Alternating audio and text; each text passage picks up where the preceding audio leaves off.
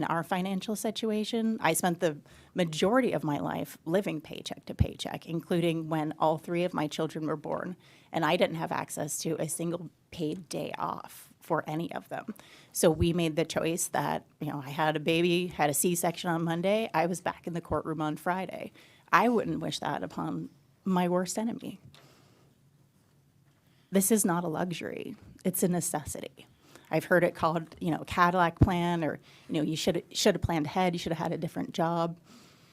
That's just not the reality of our situation in this country. In Pennsylvania, it's not the reality for our workforce. We talk about a lot in this building about workforce development. We talk a lot in this building about making life easier for families. This is certainly one of the most impactful things that we could do as a legislature to make life easier for families so that you're not faced with that difficult decision of, do I want to have an infection after this surgery by going back to work?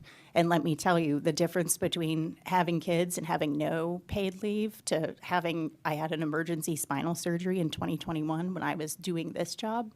I didn't have to worry. I spent 3 weeks recovering because that's where I needed to be. That's where my doctor said I needed to be.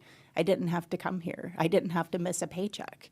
And it really was a luxury, but it shouldn't be. Everybody should have access to that, not just us as a legislature, not just the few, it's about 25% that actually have access to paid family leave in the state. It's not a luxury. It's a necessity. I'd encourage a yes vote